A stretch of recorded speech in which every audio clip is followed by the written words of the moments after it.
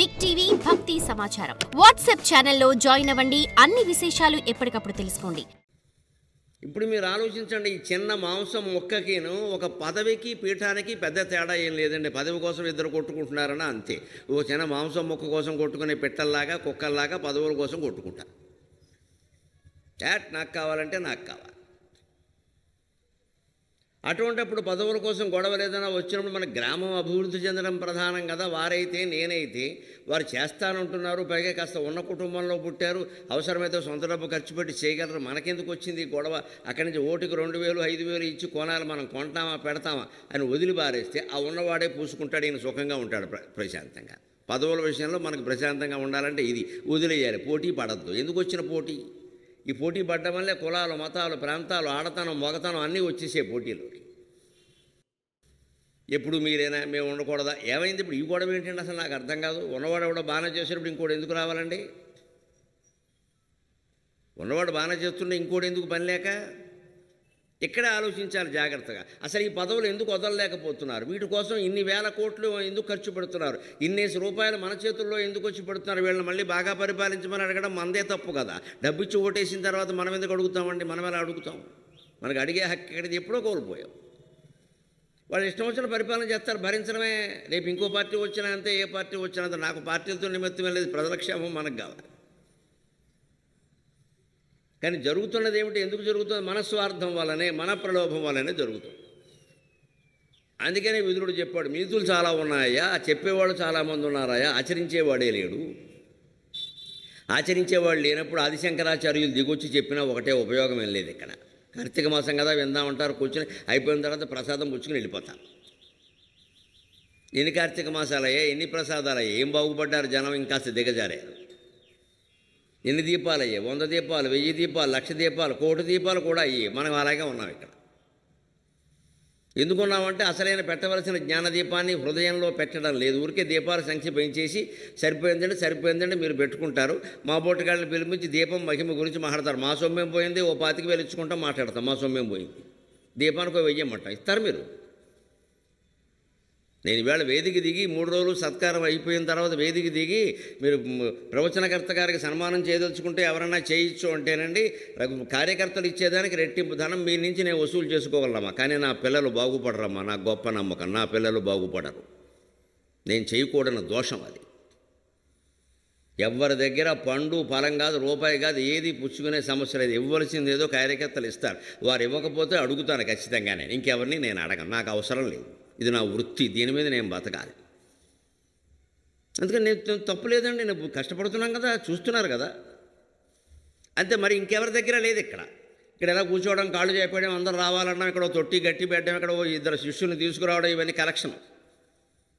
అక్కడి నుంచి ఏదో పీఠం అనడం, గోశాల అనడం, గుడి అనడం, గోపురం అనడం, దేనికి వచ్చిన వ్యవహారం ఇదంతా? చెప్పవలసిన మాటలేవో చెప్పి వెళ్ళిపోతే ఆచరించుకోవడం అనేది మీ పని అమ్మా, నేనెక్కడ చేయను. దీని ద్వారా సంపాదించుకుందామని మొదలెట్టామనుకోండి, మొత్తం మా పిల్లలు చెడిపోతారు ఇక్కడ. ఇది మనం ప్రజలు బాగుపడడం కోసం చేస్తున్నాం. కావాలి, కుటుంబానికి కావాలి, సంపాదించుకుని శ్రమ పడుతున్నాం, తీసుకుంటాం. ఊరికే చెప్తారు, ఇంక 31 రోజులు చెప్పించుకుంటారు ఇక్కడ.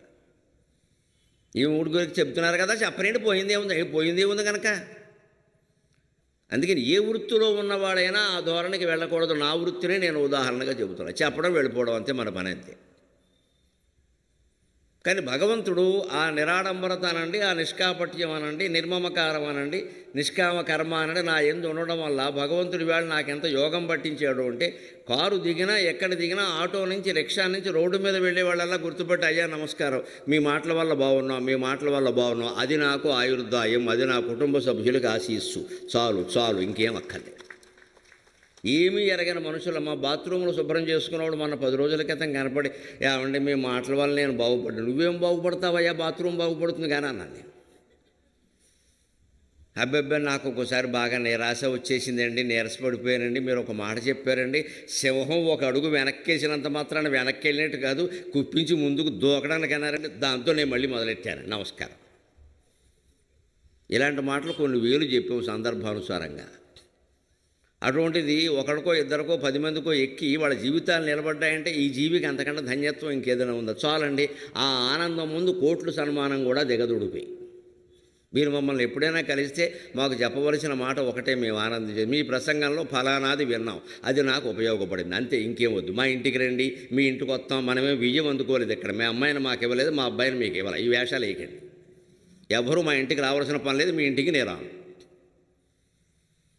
మా మనవరాలు బారసాలండి, మీరు నాకేం పని ఇక్కడ, అదే మేము కొత్తగా స్థలం కొన్నాం, మీరు అడుగెట్టండి, రేపొద్దున అది అమ్ముడవకపోతే ఈయన అడుగెట్టాడు అవ్వలేదు అంటాడు. నాకు తెలిసి సెంటిమెంట్లు అని ఈవేళ వచ్చింది ఆఫర్ ఒకటి కాకినాడలో, నేను చచ్చిన అడుగట్టనని చెప్పాను. ఆయన స్థలం కొన్నట్టు నేను అడుగట్టాట, బుద్ధి లేకపోతే ఎందుకంటే అడిగడ్డాం అంటే ఓ పుణ్యపురుషుడు అయిపోయామమ్మ మనం, కర్మకాలి పుణ్యక్షేత్రం. పొరపాటున సైట్కి రేటు పెరిగింది కనుక రేపొద్దున 10 మంది చెప్తాడు, ఆయన అడుగు పెట్టాడు మన్నాడే పెరిగిపోయింది అంటాడు. అక్కడి నుంచి వేరే డిమాండ్, మీరు రండి మీరు రండి, మీకు ఏమమ్మంటారు చెప్పండి. ఇక నేను ప్రవచనాలు అక్కల అడుగులు అమ్ముకోవచ్చు, ఆశీర్వచనాలు అమ్ముకోవచ్చు, ఇంకా సిద్ధాంత గారిలో బతకచ్చు. ఇంకా ప్రవచనం ఎందుకు కష్టపడి విదురు నీతి పద్యాలు హోటల్లో కూర్చోవడం, కంఠస్థం చేయడం, ఎవరిని రావద్దనడం, దేనికి వచ్చిన గొడవ ఇదంతా. ఇందులో కొంత సంస్కృతం కొంత తెలుగు, మీరు చూస్తున్నారు కదా, ఎక్కడ కాగితం లేదు పుస్తకం లేదు, అంతా ఇక్కడే ఉన్నాయి. ఎక్కడున్నాయో నాకు కూడా తెలియదు, చెప్పబెట్టి తీస్తే తెలుస్తాయి, ఉన్నాయి వస్తున్నాయి. దీనికోసం కష్టపడాలి కదా, చేయాలి కదా, నా ఆనందం నేను పొందాలి కదా. ఇవన్నీ పొందాలంటే అడిగడ్డాలు ఉండకూడదండి. మీ ఇంటికి వస్తూ ఉండే దర్శనం కాదు, ఏం అవసరం లేదు, మీ ఇంట్లో దేవుడు ఉన్నాడు దర్శించుకోండి. మొత్తం దర్శనాలు ఆశీర్వచనాలే పాడు చేస్తున్నాయి జనాన్ని. ఈ పాదాభివందనాలు మాటలు విని దాన్ని ఆచరణలో పెడితే చాలమ్మా, ఆ పుణ్యం మాకు ఎప్పుడు దొక్కుతుంది, మీరు ఇవ్వకపోయినా దొక్కుతుంది. భగవంతుడు చూస్తున్నాడు కదా, ఈయన మాటల వల్ల గల ఇంతమంది బాగున్నారు అని ఆయనకి నన్ను నా కుటుంబాన్ని చూసుకోవాలని తెలియదు అమ్మవారికి, వేరే చెప్పాలి ఆ విషయాన్ని. మనకు ఆయుర్దాయాన్ని ఆరోగ్యాన్ని అన్నింటినీ ఆవిడే ఇస్తుందమ్మా. 3 సార్లు కరోనా వచ్చినా మా కుటుంబంలో ఎవరికి రాలేదంటే కేవలం అమ్మవారి దయ, మీ అందరూ ఆశీర్వచనం, వేరే ఏమీ లేదు అక్కడ. మీరంతా కోరుకుంటున్నారు ఆయనకు రావద్దు, ఆయనకు రావద్దు, అందుకే రావట్లేదు. మీరు ఇంకా కోరుకోండి, మాకు రాదు, అంతే. అదే అభిమానం, ఆయన బాగుండాలి, ఆయన బాగుండాలి. ఎందుకంటే ఇంట్లో ఎవరికి వచ్చినా నాకు వస్తుందిగా, ఎవరికి రావద్దు, ఇంట్లో అంతా బాగుండాలి. మీరు కోరుకోవడమే జనాశీర్వచనం, జనార్దన ఆశీర్వచనం. జనాశీర్వచనం అంటే జనార్దన ఆశీర్వచనం. జనం మనని ప్రేమిస్తున్నారంటే జనార్దనుడు అనుగ్రహించినట్టే, వేరే ఏమిటి. ఇంకా తినడానికి తిన్నది అరుగుతోంది, పడుకోగానే నిద్రపడుతోంది, ఇంతకంటే ఐశ్వర్యం ఏమి అక్కర్లేదండి ఎవరికైనా సరే. తిన్నది అరుగుతోందా, పడుకోగానే నిద్రపడుతోందా, ఈ 2 ఉంటే 1,00,000 కోట్లు ఉన్నవాడికంటే మనమే కోటీశ్వరుడు. ఎందుకంటే 1,00,000 కోట్లు ఉన్నవాడు ఎవడికి తిన్నదని అరగదు, నిద్ర పట్టదు, ధృతరాష్ట్రుడిలాగే ఉంటాడు వాడు, విదురుల్లా ఉండలేడు. ఇదే మనం అలవాటు చేసుకోవాలి, ఆ తృప్తిని అలవాటు చేసుకోవాలి. అందుకే చెబుతున్నాడు, పాండవులతో దుర్యోధనుడు జోదవాడుతుంటే చూడడం కాకుండా ప్రోత్సహించావయ్యా. ఎవరు గెలిచారు విదురా, చూడు అసలు శకుని ఏ పందెం వేశాడు, ఇవన్నీ ఎందుకండి, క్రికెట్ ఆట చూసే కుర్రాళ్ళలాగా. ఈ ధృతరాష్ట్రుడు బుద్ధిలో లోపం ఇది. అసలు తన సభా ప్రాంగణంలో జోదం జరుగుతూ ఉంటే ఆపకుండా దాన్ని కొనసాగించి ఎవరే పందెం వేశారు, ఎవరు గెలిచారన్నో, శకుని గెలిచాడో, గెలిచాడా, గెలుస్తాడు, చివరి వరకు గెలిస్తే బాగుండు, అంటే పాండవులు నాశనం అయిపోవాలి. ఇది మనస్సులో పెట్టుకుని చేశాడు ఈయన.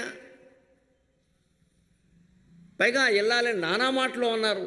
నేను ఏకవస్త్రనయ్యా, సభలోకి కూడా రాకూడదు అంటే ఎవడూ సమాధానం చెప్పలేదే.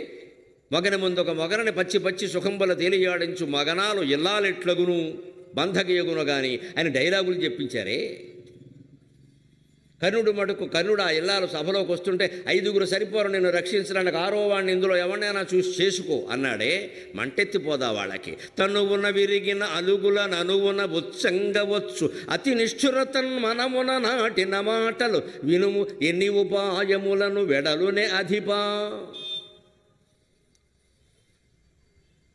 నిన్ననే చెప్పుకున్నా, మనం బాణాలు శరీరంలో గుచ్చుకుంటే వాటిని పెకలించే విధానానికి సంబంధించిన చికిత్సలు మన దేశంలో ఉన్నాయి. అదే చెబుతున్నాడు ఇక్కడ విదురుడు. తిక్కన గారి పద్యం ఇది.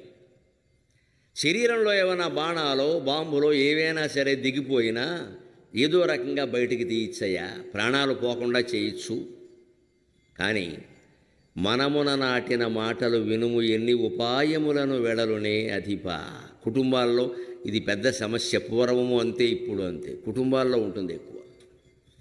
ఏదో నోటికి వచ్చిందని మన బంధువులను ఎవరినో ఏదో అనేస్తాం, వాళ్ళు జీవితాంతం మర్చిపోలేరండి ఆ బాధ. మనం తర్వాత ఎంత బతిమాలినా సరే, ఇప్పుడంటే ఇలా మాట్లాడుతుంది అవసరం కొద్దీ, కానీ అప్పుడు ఏమంది నలుగురిలో అంటారండి వెంటనే.